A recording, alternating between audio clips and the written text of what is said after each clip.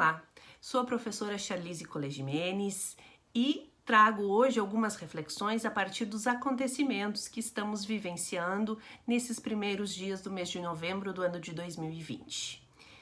Penso que cabe a nós, não somente enquanto profissionais, como seres humanos, refletir sobre os fatos que nos cercam e observar formas de juntos crescermos. Penso também que o crime é um fato traumático que atinge não somente a vítima, como o autor. Não somente a vítima e o autor do fato, como as suas comunidades de apoio, suas famílias, amigos, aqueles que o cercam. Há todo um sistema que sofre em razão da prática deste crime e requer a restauração dessas relações. Requer por meio do diálogo, por meio da reparação, por meio do reconhecimento, por meio de possibilidades que construam ao invés de punir, que incluam ao invés de excluir, que aceitem e reconheçam ao invés de julgar. Não falo aqui de fórmulas despenalizadoras ou também de não responsabilização das pessoas quanto às suas ações. Acredito na responsabilidade, na atribuição de papéis a cada um de acordo com as suas inserções dentro desta prática delituosa, como, em especial, acredito no ser humano e na sua capacidade de crescer, na sua sensibilidade e na sua necessidade de interação e de vivência em comunidade. Acredito que o crime requer não uma punição exclusiva, mas uma inclusão e um reconhecimento de todos que dele fazem parte e sofrem a partir da sua prática. Falo isso em razão de que tenho acompanhado muitos debates e muitas manifestações em redes sociais, em televisão, que dizem respeito à prática ou à suposta prática de um crime. Não cabe a mim julgar ou fazer qualquer análise, até porque isso requer o conhecimento e o contato direto com um processo judicial.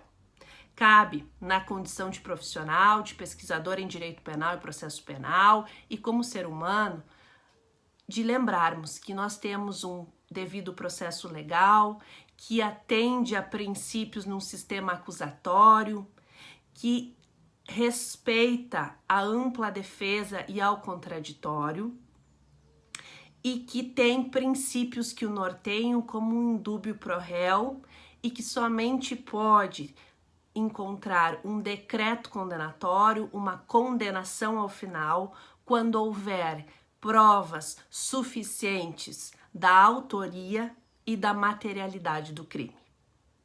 Na falta de um destes requisitos, a absolvição é a medida que se impõe.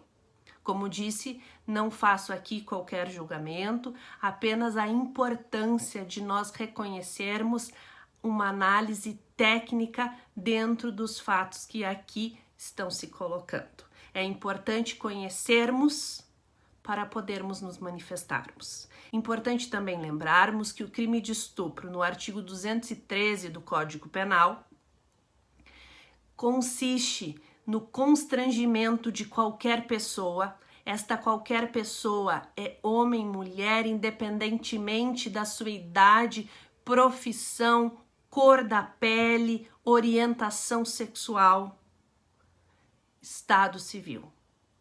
Constranger alguém com violência física ou grave ameaça a praticar a conjunção carnal ou o ato libidinoso. Aqui considerando a conjunção carnal como a cópula vagínica e o ato libidinoso, atos de felação, sexo oral e demais práticas sexuais diferentes da cópula vagínica. Portanto, o estupro é quando não há o consentimento da vítima para a prática sexual. O crime de estupro, assim como todos os crimes contra a dignidade sexual, são crimes que somente admitem a forma dolosa, quando o autor do fato tem a intenção de praticar a conjunção carnal, o ato libidinoso, sem o consentimento da vítima. Já o crime de estupro de vulnerável, previsto no artigo 217-A do Código Penal, fala na prática da conjunção carnal ou de ato libidinoso em menor de 14 anos, quando não se fala em consentimento justamente em decorrência do seu discernimento não estar completo. Basta a prática da conjunção carnal ou do ato libidinoso em que nós tenhamos uma vítima vulnerável, o menor de 14 anos, o enfermo, o deficiente mental ou ainda aquela pessoa que no momento da prática criminosa não oferecia, não podia oferecer resistência, que é quando há, um exemplo aqui hipotético, a colocação de alguma substância na bebida da vítima e ela não tem a capacidade, portanto, de discernimento e de oferecer resistência. Vejamos que estamos diante de um crime que deixa vestígios, em tese, e que, portanto, requer a prova da sua materialidade por meio da perícia, tanto quanto a violação sexual, quanto a retirada da resistência da vítima por meio da utilização de substâncias. São estas provas que, somadas, fazem parte de um conjunto probatório que, ao final, amparam um decreto condenatório, que, ao final, amparam uma condenação. São essas mesmas provas que, quando não são suficientes, permitem uma sentença de absolvição. O nosso princípio norteador no processo penal, além da ampla defesa e do contraditório, é o indúbio pro réu. É importante respeitarmos o processo penal por nós realizado, que contempla e cumpre esses requisitos. É importante, acima de tudo, lembrarmos que este processo penal trata de vidas, de pessoas, de seres humanos, que têm histórias, que têm vivências, que têm dores, que têm angústias, que sofreram um trauma e que esse trauma merece reparo. É importante lembrarmos que não importa a prática delitiva, não importa em que local nos encontramos, seja na condição de vítima ou de autor, de testemunha, de juiz, de advogado, de promotor de justiça. A dignidade está acima de tudo.